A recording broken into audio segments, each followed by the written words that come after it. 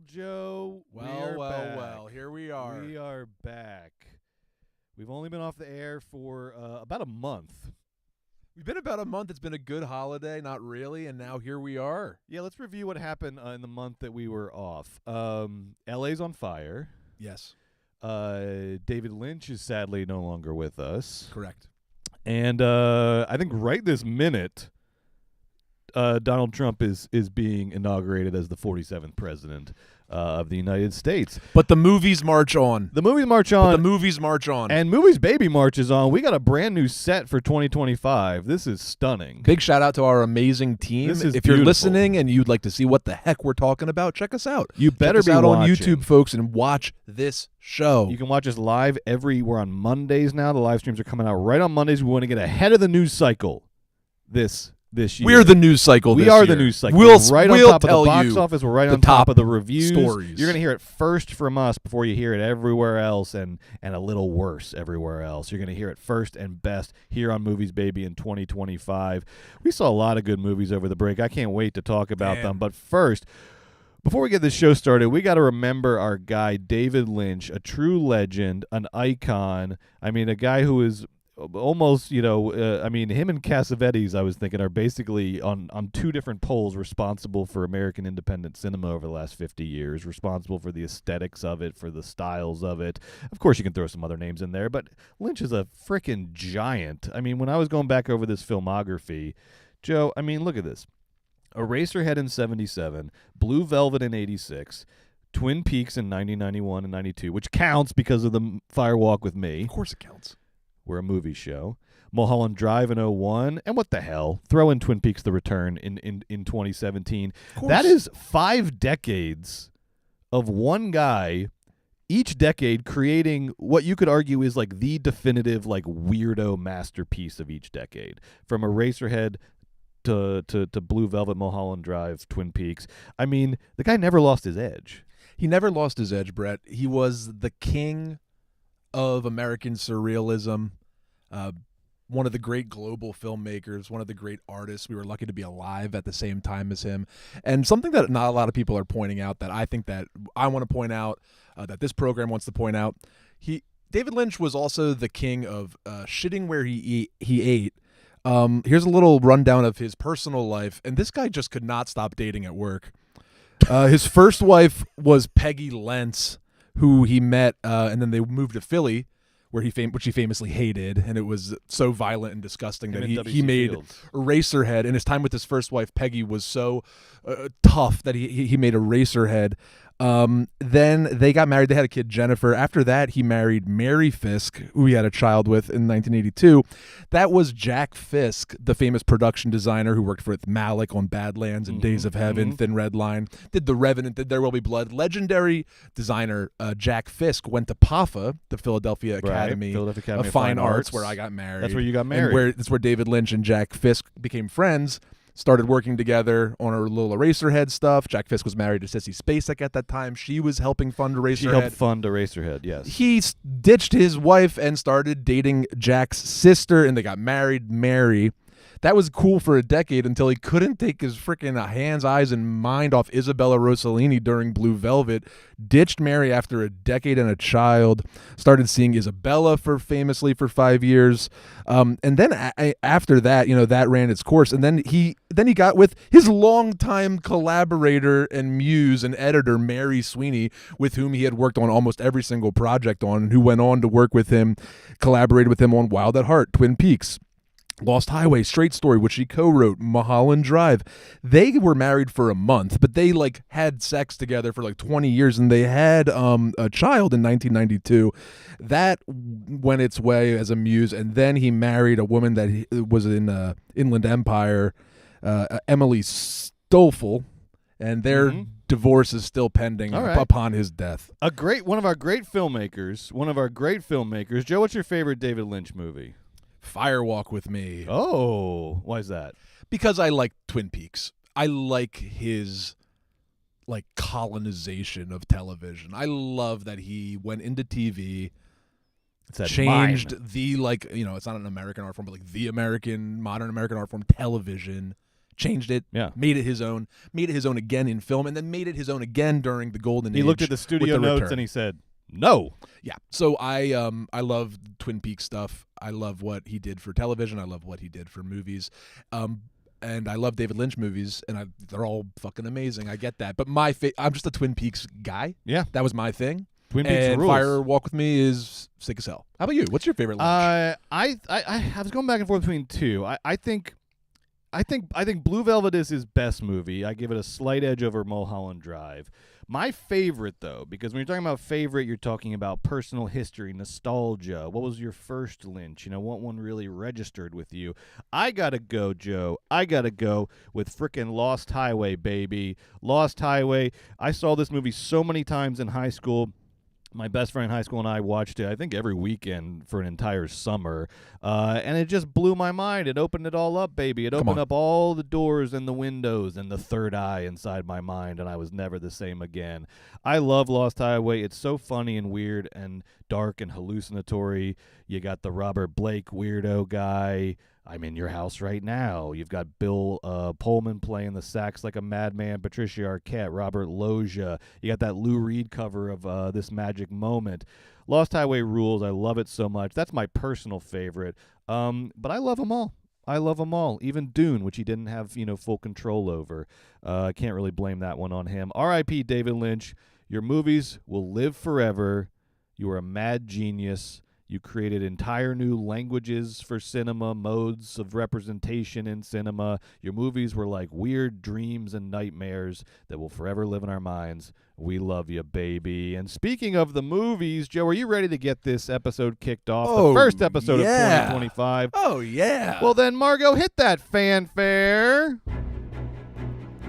Welcome to Movies, baby, the weekly show where we break down the hottest movie news, review the latest releases, shout out forgotten classics, and prophesy the future of Hollywood.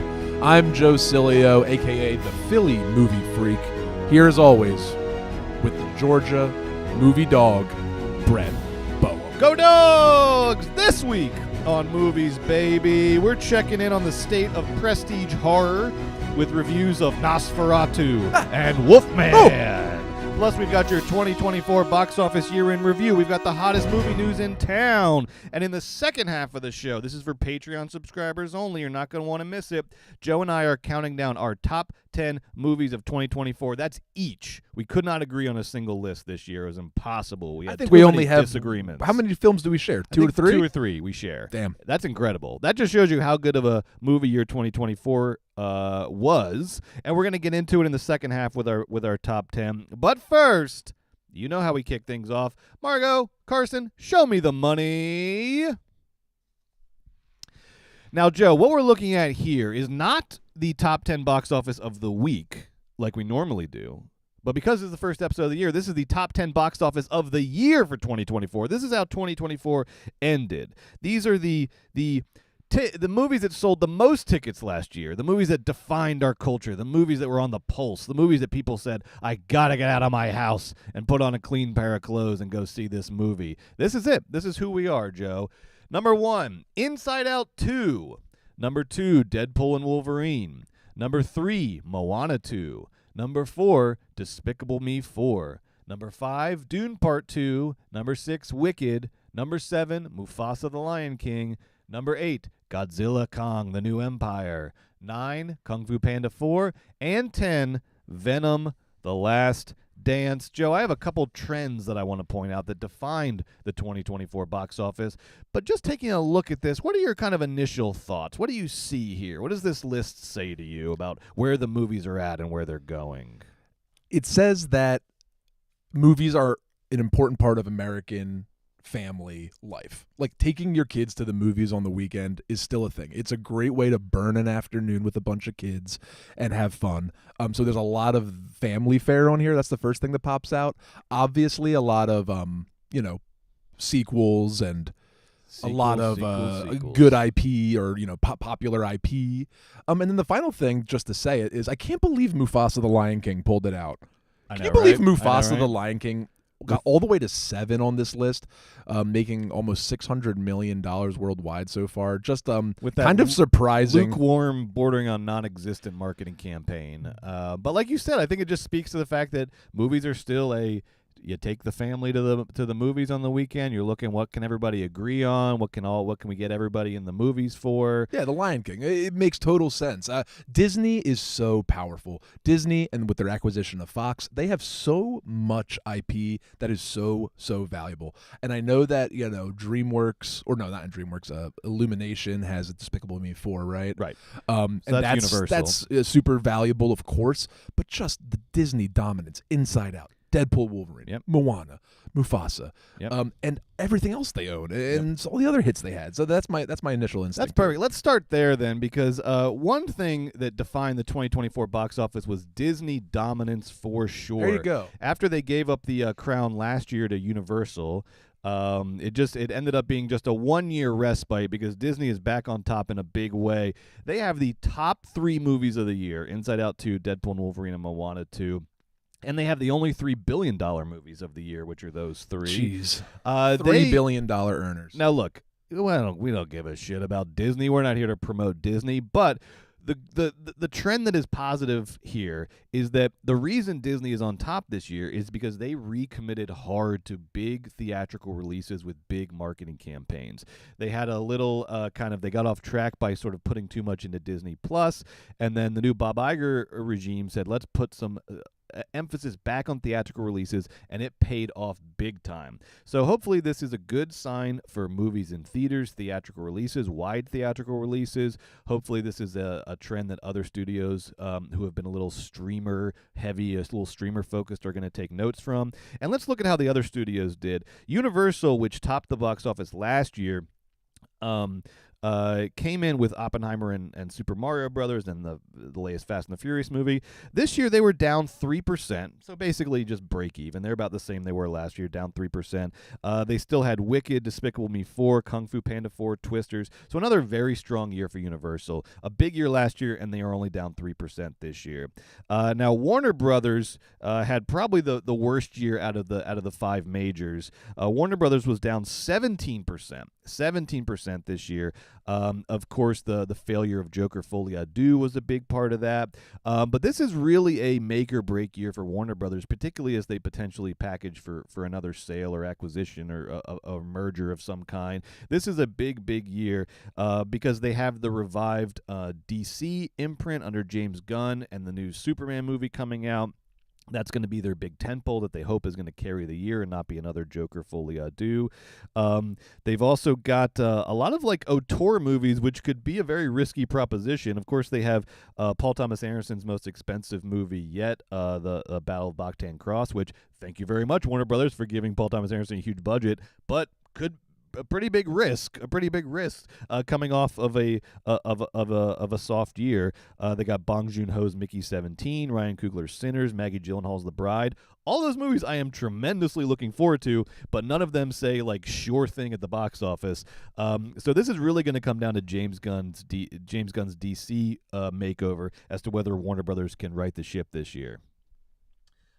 Sony, God bless them, no change. Literally net zero change from last year. New studio head, big changes at their top level executives. No change. They had hits with Venom 3, It Ends With Us, Bad Boys Ride or Die. They didn't do so well with the other Spider-Man Extended Universe spin-offs, Madam Web and Kraven the Hunter the break. Shout out Kraven the Hunter, which Joe enjoyed, I believe. I did. But Sony just broke even, so they lived to fight another day. Paramount made the least of the big 5 at $879 million total for the year, but that was a 5% increase over 2023, and they have new leadership on board, new ownership under the Ellisons. They managed a pretty decent year, though, with Gladiator 2, Sonic 3, and A Quiet Place Day 1, and a 5% growth. So we'll see. Success. Yeah, it's a great success. Now, our old pals Lionsgate, we've been tracking Lionsgate's no good, very bad, horrible year. Lionsgate ended up at a 57% drop from the previous year. Oh, They dropped man. 57% in total revenue from 2023 That's to bad. 24. That is bad. That's like that is bad. you get fired when you drop like 12%. Yep. Yeah. I mean, we were talking about Warner Brothers being in trouble, 57%? dropping 17%. I'm sure you got them there, but this is what? This is The Crow. This is Badlands. This is what is this? Line them up. Just like every single everything flick. they came out, Megalopolis, everything they Well, came out with. Oh, I love well, Megalopolis. yeah, Stay tuned right. for my top 10 of 2024. Wow. But we're just talking financials Yeah, now, and it was a just a disaster. bad year on bad year on a bad year. Pretty much everything flopped. You know, they had a couple like of their little micro budget movies, like the Strangers sequel that made them some money. But only a modest amount. 57% drop off. That's bad news. And this year, I don't know. It's a little cloudy. They have the John Wick spinoff Ballerina. I don't know. That's like people like John Wick because they like John Wick. People I don't know if like they're going to John come Wick, for the spinoff. but the people do those fans like women kicking butt? I don't know. So hey, do you have a lot of I money don't know. and I you hope want to so. buy a mini major studio with a hell of a back catalog? Let's Lionsgate do might it. be up for sale this I'll do year. it. I'll do it. Let's do it together. Now, overall, though, it was a solid year for the U.S. box office. The U.S. box office made $8.7 billion overall. That's a 3% drop from last year's $9 billion, the Barbenheimer year. But you can blame that on Joker 2. You can blame that on a slow start to the summer. But considering that the box office was only projected to do $8 billion this year, it actually overperformed, finding an extra $700K along the way, and it had some monster hits. $3 billion movies. A bunch of records were set this year. Highest grossing animated movie of all time, Inside Out 2. Highest grossing R-rated movie of all time, Deadpool and Wolverine. Highest grossing Broadway adaptation of all time, Wicked. And, lest we forget, highest grossing unrated movie of all time, Terrifier 3. Yeah, man. Now, Biggest holiday weekends this year. Yes, like huge all holiday sorts weekends. of great news all over the market regarding theatrical distribution. And following Disney's lead, if studios are going to recommit to theatrical releases, the movies are far from dead, baby. They are far from dead. Should be another solid year this year. Will we ever return to the highs of the pre-COVID theatrical releases? Who knows? Maybe, maybe not. Hollywood always goes in cycles. But for now, the movies are alive and well in theaters. Now, as Joe pointed out, it was sequels in the top 10 this year. 9 out of the top 10 box office movies were sequels or prequels. They're all franchise IP. Wicked, the only non-sequel, is still a established cultural property that was very popular and had a lot, going into the movie. Now that's just the business. Now there's no surprise there. What's unique about this year, though, is that 3 out of the top 5 movies were animated. That's the first time that's ever happened. It's something I predicted very early on and came true. 3 of the top 5 movies are animated, and there was only one comic book movie in the top 10, Deadpool and Wolverine, which is a very unconventional comic book movie. The last time that happened was 2015. So it was a meet the new boss, same as the old boss year. It was still, the top 10 was still flooded with sequels and franchise IP, but different kinds of sequels and franchise IP than just the comic book dominance of Marvel's run over the last decade and a half. But we didn't get an Oppenheimer this year. We didn't get an original movie or story in the top 10. In fact, you got to go all the way down to 17, It Ends With Us, 19, The Wild Robot for non-franchise movies, but those are based on books. And you have to go all the way down to John Krasinski's If at 24 and Red One at 25 to get the first original screenplays in the top box office rankings. If and Red One, those are the top performing original movies of the year, Joe. Gross revenue isn't everything, Brett. There's also profit. And though at the top we saw plenty of profit, of course, and the top 10 is exciting and interesting, and it leads the financial picture for the whole health of the overall market, but there was so much like down ballot success this year. Great point. Insofar as like putting out well-priced, budgeted originals that overperformed or at least performed excellently at the box office. Everything from some films that like Immaculate, the hit Longlegs, of course, was humongous. Civil War did tremendous. We already mentioned Challengers Terrifier did 3, wonderful. Challengers. Terrifier 3, of course, the belle of the ball. There was so much success for these smart, savvy studios a la your A24s, your Neons, your Bleecker Streets, your Pick Your Poison. Focus is back in a Your big way Focus with features. Nosferatu over the break. Exactly. That's a great point. Yep. There was lots of success for some of these $50 million and under dollars. It was a good year well. for indie movies. We saw Neon, IFC, A24, Focus setting records all throughout the year with these tightly budgeted, interesting, compelling, well-marketed, viral movies. We saw it with, like Joe said, Civil War, Longlegs, Challengers, Terrifier 3.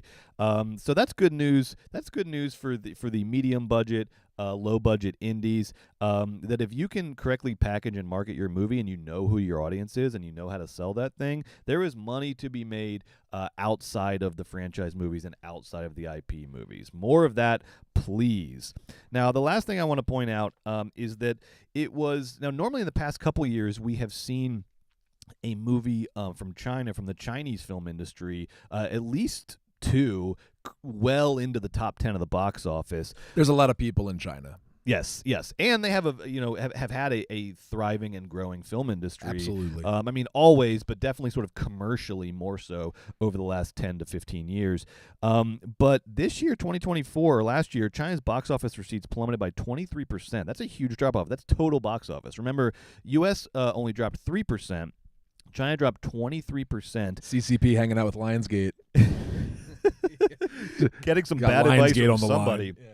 And they only had one movie that, for some reason, it didn't. Box Office Mojo didn't have it at 10, but some other lists had it at 10. I don't know what the criteria there is, but their top performing movie was called YOLO, that made about $420 million. $474 million.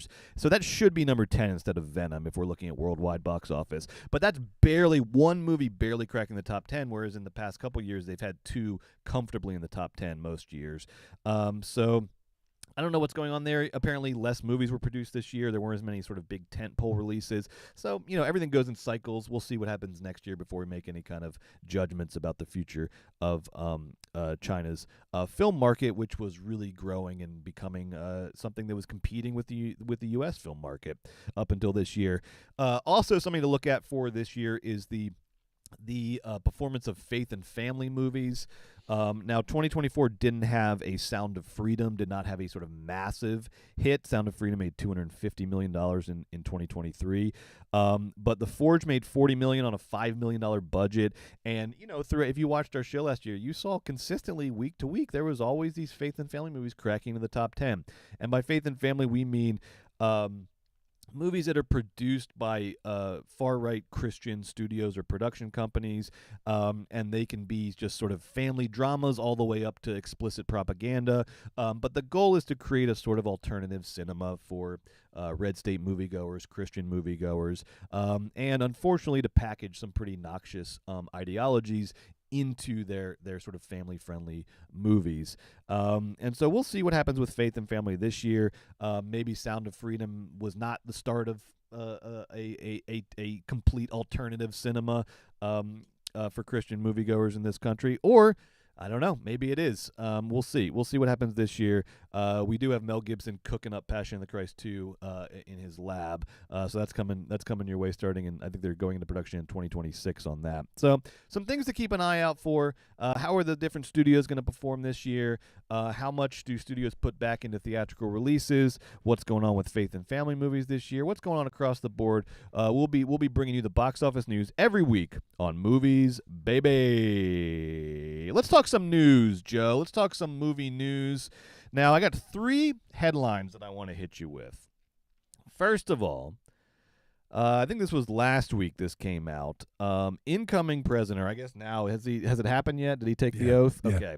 President Donald Trump, in an effort to, quote, make Hollywood stronger than ever before, named 3 people who I think you'll know. Three current, past, future A-listers.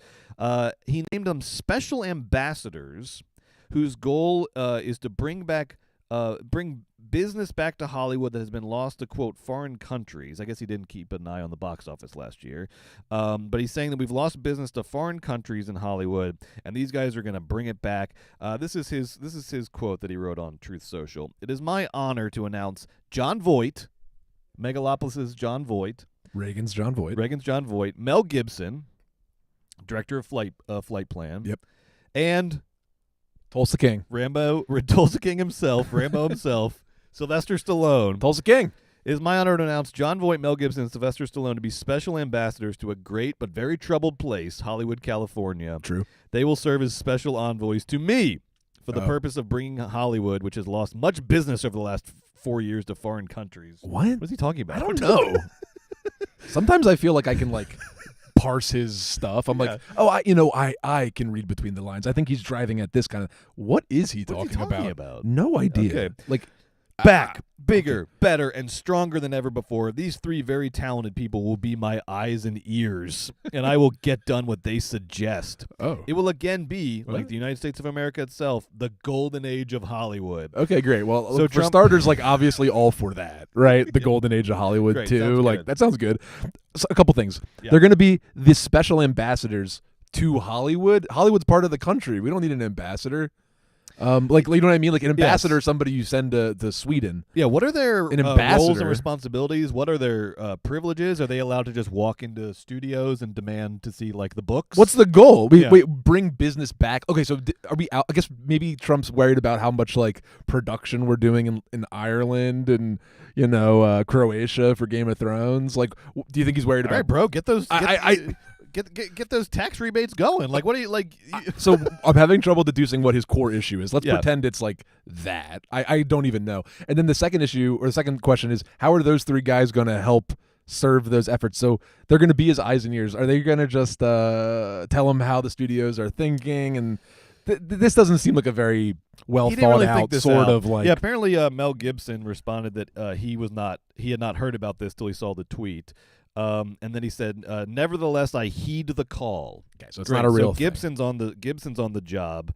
Gibson's over there at Universal knocking on the outer gate trying to get a look You at know the, what's so weird? the Like accounting. Trump 2, the whole transition has been about all of the tech overlords and the business leaders and everybody going to Trump and having a 2-hour-long dinner and Apple, Tim Cook having a meeting with him and Bill Gates and everyone's like, Jeff Bezos is the inauguration and Bob Iger's paying for the inauguration. Like everybody's pro Trump now. It's all good.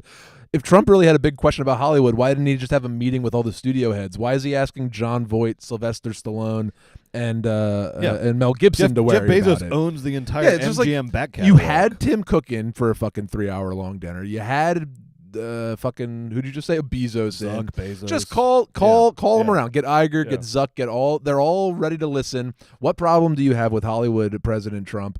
Just let them know. You don't need to go through Voight and Stallone. That being said, very funny tweet, very funny Yeah. idea. So Yeah. there you go. I mean, the insidious thing here, just to say it, is it's it's what they want to do with education. It's what they want to do with social media. It's what they want to do with every single mass media platform.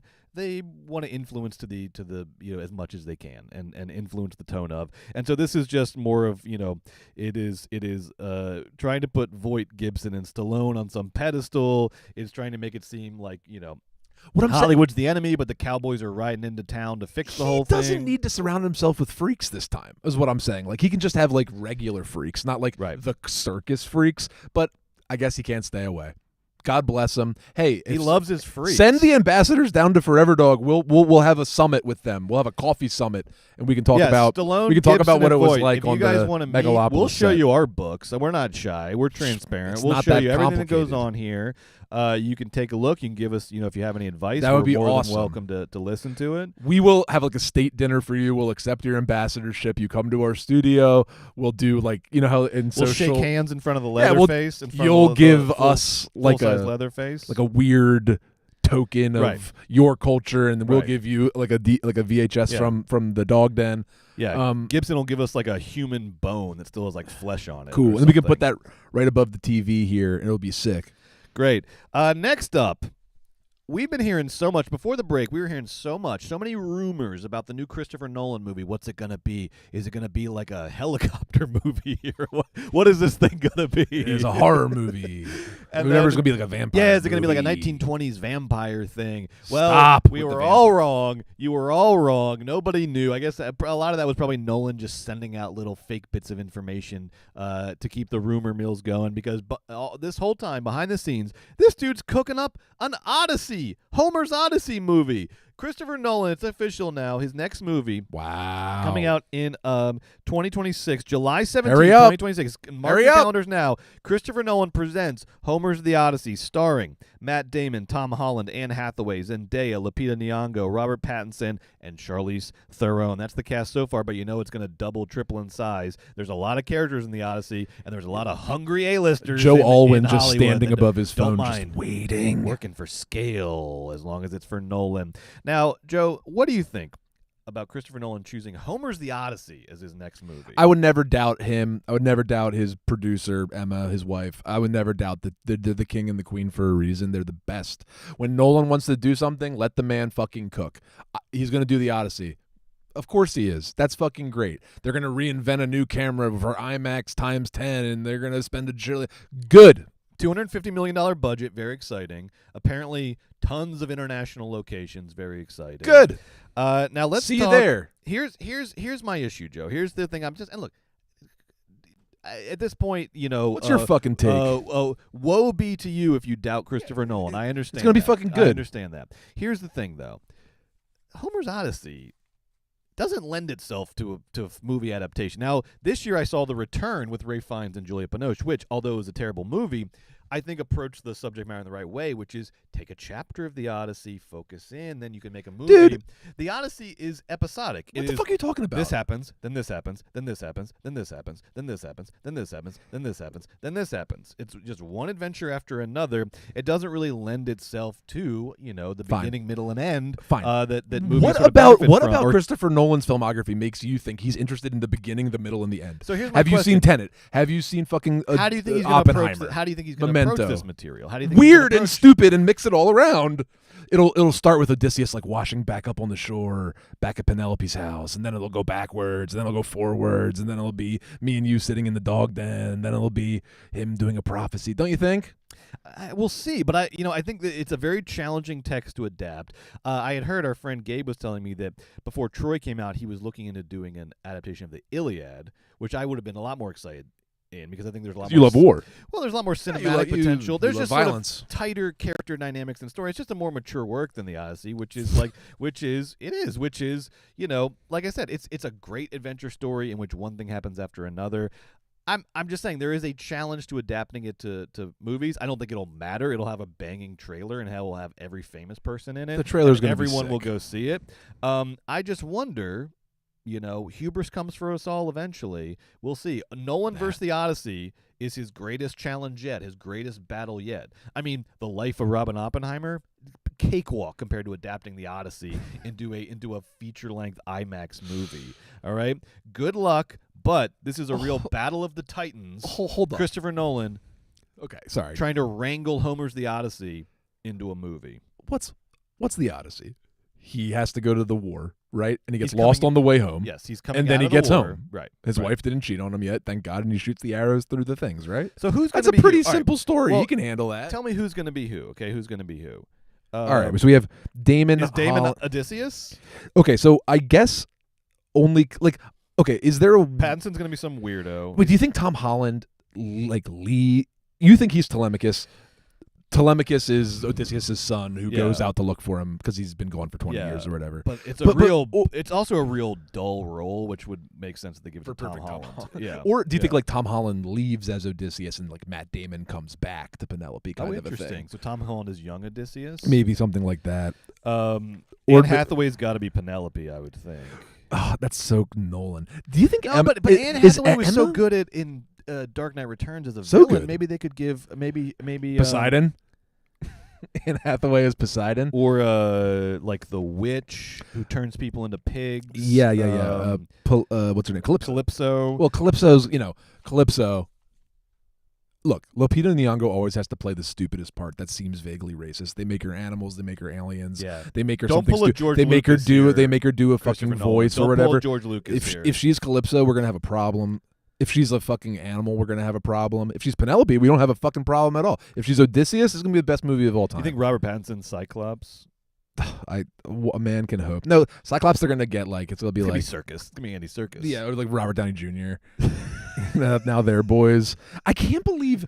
So I have this like fake thing where it's like Anne Hathaway and Christopher Nolan. Like I don't know. She's his muse, right? Like he seems, I don't know, during the whole Dark Knight Rises, the Catwoman thing. Did I make that up in my head? I don't know. I guess she's so good Emma's in just so Dark Knight confident in Rises. their marriage. She's like, sure, cast Anne. She can be, she can come in for a week and play her little character. I don't give a shit, You're like the TMZ for Hollywood auteurs this week with your takedown of the recently deceased David Lynch's marital history, and now a takedown. And now this It was suggestion, interesting. the suggestion that Christopher Nolan and Anne Hathaway No takedown. are sneaking off to the trailer between takes. Look, I'm talking. It's not takedown. It's just about muses. I'm just saying, like David Lynch had, like he was weird and had a lot of. And I'm saying muses. I like this, and I'm encouraged. Okay. Oh, thank you very much. Yeah. So, I mean, one last idea for casting. What Hermes. Yeah, who's gonna play Hermes? People are dying to know. Liam Who's gonna Neeson. play the winged messenger? Hermes. Marion Cotillard. Yeah, Stephen See? Root. Stephen Root is your Emmaus. This will be is good. Potentially foolish material that he has stumbled into.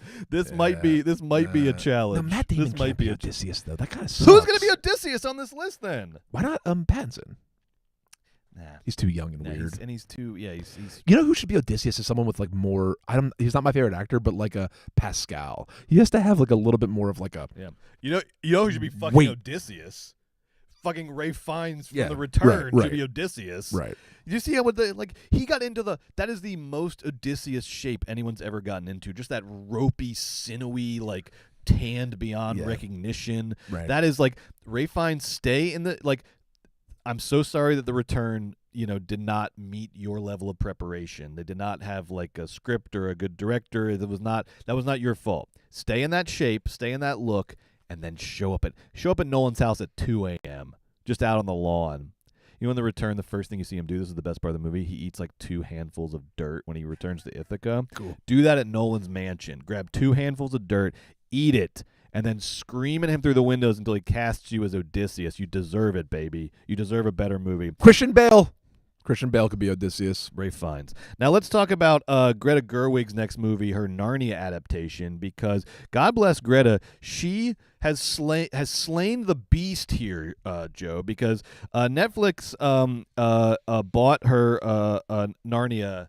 Her Narnia adaptation, which is coming out in 2026, and Netflix doing what Netflix does was like, yeah, we'll just put it on Netflix. We'll just put it on the streamer. Yeah, you're gonna bust your ass for 3 years to make the most incredible visionary Narnia adaptation, and then we'll just toss it on. We'll just toss it on streaming. That's what they do. We'll just toss it's like it on if you're streaming. talking to the fucking Kansas City Royals, they're like, you're gonna play baseball.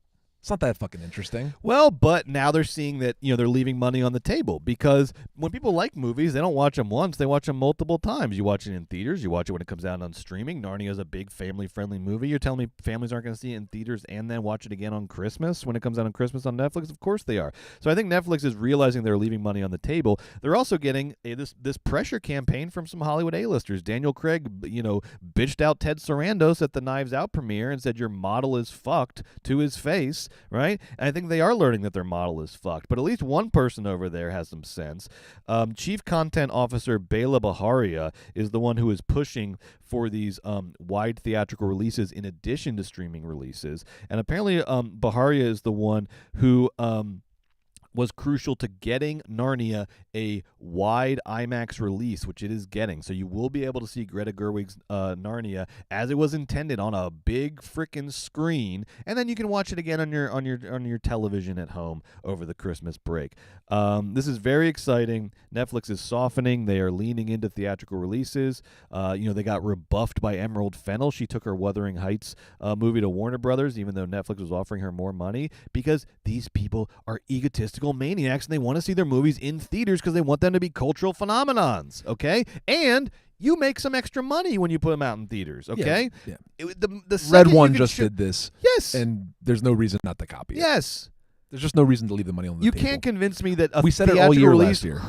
hurts the performance It's the on same streaming. fucking thing. It's ridiculous. It's ridiculous. So Well, I think they're getting that message, and God bless Bella, Yes. and God bless America. yeah, and Greta for standing strong on this, because apparently she said she really put her foot down on this, and she got what she wanted, because that's what happens when you direct Barbie. Good for you. Come on. Now let's talk new movies. Some movies we saw over the break that we're going to talk about. And before we do, a quick disclaimer. Because while we do try to avoid any major plot spoilers in our reviews, it is impossible to give an honest review of these stinking movies without talking about them in their entirety. And so if we're reviewing a movie that you don't want spoiled in the least, in case you don't know what happens in NOSFERATU, we recommend that you play it safe and put us on mute and rejoin us when we move on to the next movie. Just keep an eye on the screen if you're watching. It'll tell you which movie you're reviewing. You can also look at the time codes if you're catching up with us later on demand. Now, let's kick it off with NOSFERATU. And both of these movies, we're going to kind of be checking in on the state of so-called prestige horror, Joe, because both of these movies, NOSFERATU and Wolf Man, were presented to us as this isn't just some cheap, tawdry slasher. God forbid. These movies have artistic ambitions and themes. These are higher-level horror movies. These are prestige horror movies. So let's see what's going on with prestige horror. NOSFERATU was written and directed by Robert Eggers. You know him. It is, of course, a remake of F.W. Murnau's 1922 film Nosferatu, which he called Nosferatu because he didn't have the rights to Bram Stoker's Dracula. But it's just Bram Stoker's Dracula with different names for the characters. Eggers' Nosferatu stars Bill Skarsgård as Count Orlok, the eponymous Nosferatu. And we have Nicholas Hoult. We got Lily Rose Depp. We got Aaron Taylor Johnson, the ubiquitous. Shout out. We got Emma Corrin, my guy Ralph Ineson, who's in I think not all but most of the Robert Eggers movies. Simon McBurney, Willem Dafoe, of course. The DP was Yaron Blaschke, who has shot all of Eggers' movies. And development on Nosferatu began in 2015. Eggers wanted to do Nosferatu after The Witch, after his first movie. It was his big passion project. Whatever, development issues couldn't get it off the ground. But Nosferatu finally got made. He finally got his passion project made, and it was released in the United States by Focus Features and internationally by Universal. It grossed $156.4 million worldwide over the break, becoming Eggers' highest-grossing film. Congratulations, Robert Eggers. But what do you think about the movie, Joe? What did you think about Nosferatu? I love Nosferatu. I actually had a chance to see it twice over since it's released, and I think it's really very good. Robert Eggers is a director that I traditionally like very much, but I think that he is a bit of a formalist and a little unsurprising, a little not daring, very effective craftsman, but usually I walk away from an Eggers wishing there was a little bit more thematic depth, or just wishing there was a little bit more something. Lighthouse fans, whatever, drag me. But when it comes to Nosferatu, I really saw a man meeting his material. It makes sense that this was his passion project because it seems like his specific type of craftsmanship, the attention, the detail that he likes, the kind of horror that he likes, the kind of shadows, lighting, and filmmaking that he likes, all come together really beautifully in his Nosferatu. When I saw Baz Luhrmann, a great director that I also think is, not my guy, whatever. When I saw his Elvis film, Brett, I was floored. It was one of my favorites of the year. I saw a man meeting the material. I was like, oh, Baz plus the Elvis story really is giving me something that I really like this story going down this way and told in this fashion. And while Eggers doesn't radically rewrite the script a la Coppola for his Nosferatu, Brett, I found that his diligence, discipline, craftsmanship, patience, and care with every frame, with every plate and every cup, every costume, I found to be very effective. I found that he didn't shirk from certain things that I was glad to see in the film. Sort of the little, you're going to make a big meal out about how he's obsessed with history and how that sucks, but I actually liked. You know what I'm going to say. Brother, I know everything you're going to say. I some of the I don't know how to say this. Eastern European people were they don't do that anymore, but they did it real good in Nosferatu. Very scary and interesting and weird and fabulistic and ancient and not racist, but kind of in a very effective horror way. I liked that this Nosferatu, and I'll save this for a differentiator when we talk about the Wolf Man, but I did like its themes here, Brett. I know it's not radical, the themes of Nosferatu in a 100-year-old movie, where sort of this woman gives herself to this creepy old demon. I thought the sex was communicated effectively in this film. I thought Lily Rose Depp had fun doing her possession, inspired performance with her beautiful but very strange face was perfect for the character. They dressed her so well. She wore the shit out of those old costumes, right? I loved Nosferatu. I loved Bill Skarsgård. I loved Orlok. I loved the voice. I loved the costume. I loved the mustache. I loved the full frontal nudity from Dracula. That was all fucking giving for me. I thought that their connection was authentic and bizarre and sort of fucked up and scary. I like how the vampires sucked from the chest and not the neck. And I really liked at the end how Nosferatu was killed when the sun hit his face and the blood ran down. I thought that was very, very effective. Did it remind me of the Herzog? Sure. Is it better than the Herzog? No. Is it better than the Coppola? No. Is it better than the Murnau? Hey, ask me after a Miller Lite. Who knows what the hell I'll say. But dude, Nosferatu is fucking killer. If I was an English teacher teaching the book Dracula, I would show them Eggers' Nosferatu because it's straight as an arrow, beautifully crafted, a lot of love in that picture, and I felt it right here. Thank you, Eggers. I see you. You're not Astor, but I see you. You're not Peel, but I see you. And here we got the new Fangoria, which came to me over the break. Look at that beauty. Just a beautiful shot Sick. of Orlok there. I love Orlok, man. I love his, like, he got the big long fingers. The mustache. He's got weird ass cups. Eggers put a mustache on dogs like this. On Nosferatu. That's exciting. Joe, I agree with a lot of what you said. I found Nosferatu to be a gorgeous and detailed and well-acted run-of-the-mill Dracula movie. I thought it had a lot of excellent, everything from the production design to the sound design to the slight desaturation that the DP put on it to sort of mimic 19th century romanticism and the art of that period.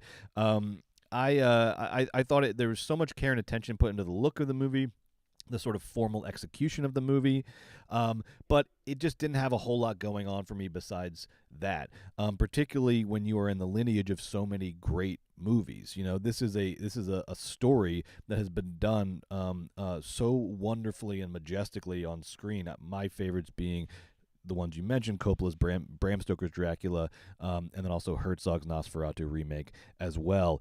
And this one just, that's a high bar, but this is a guy who is gunning for the top. I mean, Robert Eggers wants to be one of our great horror auteurs, so you gotta clear these high bars. You gotta meet the moment. And to me, this movie comes nowhere close to what Herzog does in his Nosferatu or what Coppola does in Bram Stoker's Dracula. I think I'm worried after the Northman and Nosferatu. I'm worried that like Wes Anderson, George Lucas, Eggers is becoming more a curator of his movies than a director of them. Every interview I watched with him, the things that he was stressing were how many original sets they created, the production design, all the research that he put in to make it, authentic to the original folkloric traditions and not sort of influenced by the cinematic presentations of these characters. All of that is very, very, very interesting, but it is ultimately the set dressing is ultimately sort of the secondary concern for me as a moviegoer, and the primary concern, characters, themes, meaning, things like that, it just all felt pretty generic to me. Of course it's going to have psychosexual stuff. It's fucking Dracula, but to me, the psychosexual material in this compared to other versions that we've mentioned was a little amateurish, was a little basic bitch. It was a little just sort of, it's what's there in the story, but Eggers isn't bringing a whole lot to it beyond that. I like this Orlok. I like Skarsgård's Orlok, but I don't like him better than Kinski's Nosferatu. I don't like him better than than the Max Schreck's Nosferatu. So in that sense, it's not an upgrade, So a lot of things that happen in this movie I liked a lot. I liked the way it looked. I liked the performances, but none of them were an upgrade over my favorite versions of this story. Skarsgård, you're the best Nosferatu. No, that would be Kinski. You're the best Nosferatu. No, because I don't know about going, they kind of go full, demonic alpha with this one. And I like a little bit, this guy's been alive forever. I like the weariness of Kinski's Nosferatu. And you get a little bit the virility of Skarsgård's. I like that. I like that it's like teenage Dracula. There's your choice. You know what I mean? Which kind of Dracula do you want? To have sex with you. Now, look, I think when we're talking about, prestige horror, and this might get us into Wolf Man, I also, don't know if we're putting the right expectations on this movie, because I'm judging Robert Eggers' Nosferatu among the greats, right? Because I think that's what he aspires to, and that's how this movie is presented to us. You should, Brett. But in a normal, I think if Hollywood was functioning as it should, it wasn't just this IP franchise factory. This would be just a studio horror movie. This would be a big budget studio horror movie that would not aspire to or have the expectations of an art house studio movie. This isn't Cronenberg. This is just sort of like a very good, very lovingly made, expertly made run-of-the-mill Dracula story. This should just be what studio horror is. This shouldn't be art house horror because it doesn't sort of meet the higher echelons of what would qualify as art house horror. I thought it was a Warner Brothers movie, and then when I left the theater and I looked, and Focus I realized I was surprised because it felt like just an in-pocket great release from a studio. Yeah, I thought it was a little better than you, but I agree with what you're saying wholeheartedly. In fact, if I may, transitioning to Wolfman. Well, why don't we hear about Wolfman? And then I got to tell you, but I just think that NOSFERATU, it came out, it looked great, it was Dracula, and it made a lot of money. I mean, how envious? Good. But how envious must the fuckers over at Universal be when they put out Wolfman, which is like they remade Dracula, they remade Wolfman. Okay, that movie. Spoiler alert, stinky. Yeah, I mean they only spent $25 million on it. I know. Yeah, trust me, I know. I'm well aware. And the Brutalist cost 10. It's all up there. And the on Brutalist the cost 10. I don't want to hear it. Now, I want to say one last thing on Robert Eggers before we move on, and we'll see where he goes from here. But I do feel like his obsession with folklore is becoming a bit of a crutch. I still don't understand why he threw the template of the Hamlet story onto the Northman, his previous movie. It didn't really fit. It wasn't Hamlet. The main character could not have been less like Hamlet, but for some reason he threw that architecture on there as a way of providing some structure to the plot. And similarly here, there's a real clinging to the folklore. There was a moment early on in watching NOSFERATU where I was like, oh shit, this is just going to be beat for beat the Dracula story, isn't it? Without any kind of real innovation here. And so my worry is that Eggers' obsession with folklore is becoming a little bit of a crutch because it gives him these very sort of simple formulaic plots, and so he can just sort of check off plot, and then he can get on to what he really likes, which is researching the mustaches of the 17th century. No, I know you're saying, but that's actually, like, I don't have a problem with that. I think that going back to old stories and putting your spin on them is the best. It's Tales of Old Time. I've seen 8,000 productions of Shakespeare, and the whole fucking point is, what's your version like? So I think that Robert Eggers focusing on having a lot of sets and period costumes and good lighting and cinematography and keeping his collaborative team together, I think that those are important formal considerations that elevate the material like sincerely. He's not Cronenberg. He's not he's not one of these guys that's going to blow us away with his thoughts and feelings. Maybe I just need to adjust my Eggers expectations. That's where I'm at. He's not even Ari Aster. He's not even like kind of keeping pace with his contemporaries right now. Aster's a genius, unfortunately, what I just learned recently. I have nothing to say against Aster anymore. He's just beaten me every single time he makes a movie. He makes great movies. But stars, what are you giving this stars-wise? NOSFERATU. 4. I'm giving it 4 stars. 3 for me. 4 to 5. 3 for me. 3 out of 5 for me. Now let's talk about another so-called prestige horror movie, Wolfman. Directed by Lee Wanell, who previously, in this same sort of Blumhouse does Universal Monsters thing they're doing, made The Invisible Man with Elizabeth Moss.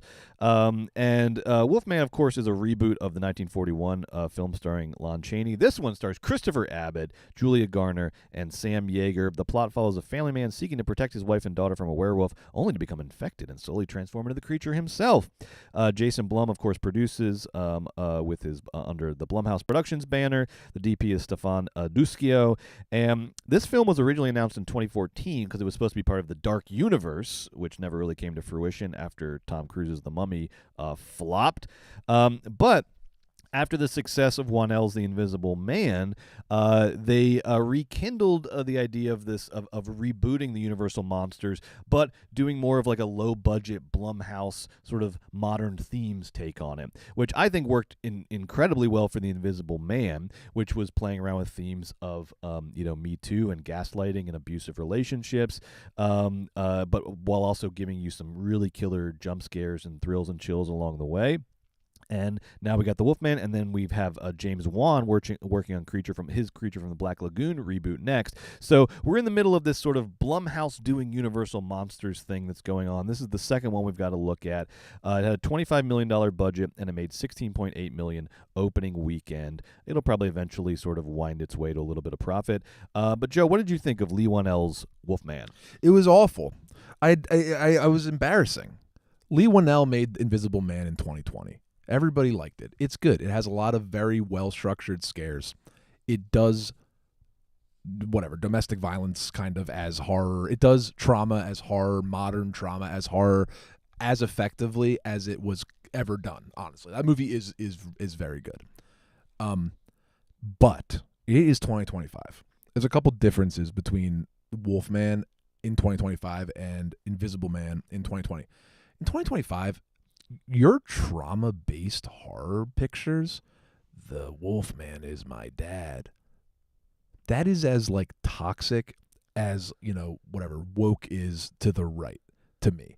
Like when you have your trauma-based horror, it's nauseating, it's infantilizing, and I hate watching it, especially when it's done to no effect, right? Like, of course, there's good versions of all the things I'm saying, right? All horror's kind of based in trauma, but you know what I'm driving at, when it's like addiction, or it's like SA, or it's the fathers, but like in a modern context, like mapped onto these horror stories, it's so grating and awful. Meanwhile, Nosferatu was a horror based on desire and lust, and though it didn't reach the thematic heights of the fucking Shrouds, or I'm sure, right, later this year, it certainly wasn't based on, it wasn't like, it would have been really jarring if it was like Lily Rose Depp was like crying the whole entire time because Nosferatu was going to come and have sex with her. Like, no, it was a different kind of fucking theme. So anyway, this pathetic sort of trauma-based horror is driving me up the wall. Well, particularly here where the Wolfman is just like grasping for a theme the whole movie. Like Invisible Man is a well executed, well planned use of themes in horror. Wolfman doesn't know what it's about. It doesn't know what its theme is supposed to be, so it's grasping. But it thinks its theme is fatherhood. Well, but this ain't Strindberg, honey. It's partly like sons becoming their fathers, but it's also like it's really hard to like get a divorce going. It's really hard to like start a divorce. It's hard to like break the ice and be like, we should get divorced, right? This to me is almost more about like a couple like preparing to get divorced than anything else. But then even that is sort of like loose and sort of not committed to. So and then I heard like there was the directors talking about friends that they had I think had sort of gone through a chronic illness, and then it's partly about that, but that didn't really come through. So whereas Invisible Man was made with such clarity of its thematic purpose, right, this movie does not know what it's supposed to be about or what it's sort of striving to say. It's so bad. So like Lee, like what happened? You were king shit with Invisible Man. You did Insidious 3. Now you come out with the Wolfman stinker. Great cast. So first talk about Lee. Yeah. Like Lee, you just got your lunch eaten by some of these people that can also craft a scare but understand the joys of horror and the themes of horror. What we saw with The First Omen this year and Smile 2, these are excellently executed scares that are technically proficient, just like your scares in Invisible Man, but they are a lot more exciting than anything that you have in your Wolfman. Also, as a werewolf movie freak, like I love werewolf movies. I love the Wolfman. I've seen it 10 times. Okay, this fucking Wolfman. Like, Nosferatu, like I get your point, but like Robert Eggers loved the movie Nosferatu, right? Yes. It's like Lee Whannell, like Lee Whannell, like what did you like about Wolfman? Nothing? Another fucking job? Have fun. You know with what I the mean? tropes Yeah. What of the Wolfman fuck? movie. There's not even a moon in the movie. No. There's not a moon. There's not a werewolf. Zero. Boo. I was watching that great documentary In Search of Darkness. Have you watched that about 80s horror? No. It's so good. You would love it. Okay. But I was watching it over the break, and they were talking about how in the 80s, a lot of the great werewolf movies of the 80s, American Werewolf in London, The Howling, there was this competition between all the SFX thank guys, you, Brett. Savini and Rick Baker. There was this competition of like who can do the best werewolf transformation on screen. Right, and they even like would sell to the studios. Oh, we got a guy who can do a werewolf transformation with no cut werewolf transformation. And it was this whole like competition around town as to who could do the best werewolf transformation. That's having fun. That's enjoying the material, and you can still build in and layer in your themes and sort of nuanced performances. But you have to have fun with horror tropes if you're making horror movies. And this movie barely gives us, it gives us little bits and pieces of a transformation. It's a movie too. I was waiting. I was like, I guess when they get to the transformation. At least I'll get to see all the money. I guess that's why they bothered to make the movie. He doesn't turn into a werewolf. He becomes a big hairy man that's strong. The howling transformation eats this transformation Of for course, lunch. For lunch. And, I mean, freaking American Werewolf in London eats this for lunch. Honey, in terms the of effects. Benicio del Toro werewolf eats this one for lunch. And that was made on a computer. All right, so movie doesn't know what it wants to be. It doesn't have any fun with the tropes of its subgenre. The movie feels like it was like, I was like, were Julian Gardner and Christopher Abbott ever on set together? Like, they don't feel like they're in the same movie. It doesn't control your expectations in terms of how sort of scary and immediate and visceral things are, because things are constantly happening. Like, as we can see here in this little image on screen, there's a point where Christopher Abbott is like eating the like tendons out of his own arm out of some weird animalistic instinct that has overtaken him, and the mom and daughter are like alarmed, but not like not as alarmed as one should be when your dad is like chewing his own arm off in front of you and you're alone in the woods with him. There's just this constant like lack of sort of a rhythm to the horror, rhythm to the scares. Everything seems to be crazier than the characters are sort of reacting to it. So I don't know. Overall, just a big miss. I'm not surprised that they moved this from Halloween to January. That should have been a sign. I guess they put it back into reshoots, and that didn't fix anything. Probably made it worse, to be honest. You can skip Wolfman, but I give it 2 stars, Joe. 1 star.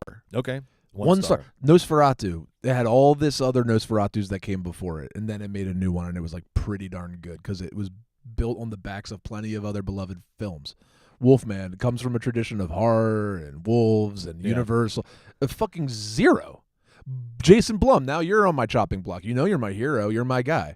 The fuck is this? You get handed the keys to the castle. You're allowed to do all the Universal fucking monster movies. You give me The Invisible Man, which is fine, which is good. That's not that fucking cool. And then 5 years later, you give me the fucking Christopher Abbott Wolfman? You're Jason Blum. I get it. You're like, hold on, honey. I got James Wan coming with Creature from the Black Lagoon. That sounds sick. That sounds like you fucking figured it out. But like Brett was saying earlier, NOSFERATU looks like a movie that is part of your every franchise, every studio is obsessed with our IP and what's valuable here. And everyone looks around. And Warner Brothers famously has had some issues recently. DC has James Gunn's in charge. He's going to do a Superman. They got a whole plan for that. They're on it. They're going to fix DC. Okay. Harry Potter. They're going to make a HBO television show. 1 season is 1 year of Harry Potter books. It's going to be a 10-year long show. They know what to do with their Harry Potter IP. You have the Universal monster movies. I get it. You've made a lot of monster movies. But how can you do it for 20 years? Fucking stop and start and stumble around. Dracula Undead or Uprising or whatever. And then we do The Mummy. And then we're going to give up on The Mummy. And then we're going to... You should have stuck with The Mummy. You should have done Dark Universe and just seen it. This is the through. easiest fucking IP in town. This is the easiest IP in town. It's just like you did with... You figured it out finally, I think, maybe we'll see with DC, right? You gave it to James Gunn. James Gunn made a lot of good comic book movies. You're in charge of the comic book movies now. Go call Robert Eggers or something. Go call Guillermo del Toro. Go call, pick your fucking poison. How do you not have like a fucking house style for your Jason Blum produced reboots of the Universal horror movies? Don't base them in trauma. Don't fucking put them in these... The Invisible Man takes place in a house that is so poorly, miserably decorated. It just makes me sick. What is wrong with this culture aesthetic of like white, clean countertops and glass, and everything is like been wiped down with Clorox? That's not... What is that? Fucking give me a haunted house, fuckers. This carpet. This Wolfman, I want carpet. I want carpet. I want carpet in the next smoke Universal a cigarette. Movie. Put your Universal actors in the same room. Movie. Christopher Abbott, you're next on my list. Honey, you've been in so many good things. You've been in Girls. You've been in Annie Baker plays. You've been in lots of great stuff. And you know what? You were in Kraven the Hunter, and for that, big props. You were very funny in Kraven the Hunter, so I'll give you that. But Chris, I'm sure you're a cool guy. I'm sure you got a big cock. You're pissing me off. You have all these great roles, and you suck in every single one of them. Fucking get it together. Next, Julia Garner. Can we get Julia a real movie, please? Julia Garner? She had to Fire your agents. She had to carry that Rosemary's Baby prequel that was crap, and now she's got nothing to do in Wolfman. Fire your fucking except agents. Look amazing. You were in Ozark. You fucking murdered it. You're next up. God bless. You're like, okay, Florence Pugh, I see you. Here comes Julia. Then they immediately fuck her with. Okay, they put her in the sad movie about Me Too. Yes, which was very good. She was very good in that. Very small indie. Exactly. Exactly. I don't know. This year was such a miss for her. She was supposed to be mad. She was supposed to be in a Madonna biopic, which I still would like to see that happen. She should be like in a Scorsese movie as like the Yes. put upon wife. She'd she'd kill. She should. Some auteur needs to, or go get her some genius role that I can't think of where she can be the lead. She's just excellent at acting. And she shows us none of it in Wolfman. Terrible movie, Brett. 1 star. 1 star from Joe, 2 stars from me. That concludes the first episode of Movies Baby of 2025. Next week on the show, the movies just won't stop coming out, and that means we got to see them. Next week on the show, we're going to be talking about, I believe, Den of Thieves 2, Pantera. Good. The sequel to Den of Thieves 1. We got Flight Risk starring Mark Wahlberg, directed by, as the trailer points out, the director of Braveheart. Right. Directed Flight Risk. And our new ambassador to Hollywood. And the new ambassador to Hollywood, Mel Gibson. And the tagline is, "Y'all need a pilot?" I cannot wait for Flight Risk. Unfortunately, very excited. Enjoyable for Flight afternoon Risk. at the movies incoming. Mark Wahlberg's ball. He's rebranding as a villain because the hero roles ran out. That's Actually, awesome. let's That's go. always the Let's best cook. part of every All right, career. and then we'll probably hold off on this till the following week. Is this out? Presence is coming out this weekend. I'm dying. Yeah. But let's we're gonna limit it to 2 movie reviews a week, and we're gonna try to sort of keep them a little. There's some structure to Flight Risk and Den of Thieves. We'll keep Presence for the following week. That's the Soderbergh ghost story, and that way everybody can have a chance to see it before we talk about it. And Neon's putting that out. So wow, Neon just back at it right away. Thank you, Neon. So in the next week or 2, we'll be looking at these 3 movies plus lots of other stuff going on. All your movies news, all your box office. Of course, please support us on Patreon. Patreon.com/moviesbaby with 5 Ys. That's how we keep this show going. We got a lot of great stuff for you over there. Full video episodes, bonus content, lots more. And speaking of bonus content, if you're watching on Patreon, hold your horses, because in just 10 minutes we will be back with our second half of the show. That's for Patreon subscribers only, where we will be counting down our top 10 movies of 2024, my list and Joe's list. We're doing 10. You're not going to want to miss it, baby. You're not. I have been thinking about this basically every day for 3 months. This is all I think about. We treated this top 10 list. We treated this like legacy making. Like this is going down as like we are putting it in writing. We are putting our names on the line here. This is going to come back to haunt us or come back to prove us right. This was big choices had to be made. Huge. This is big stuff. Our best movies, our top 10 movies of 2024. It's everything. Don't go anywhere. We'll be back in about 10 minutes with that, and we'll see you then. Bye. Bye.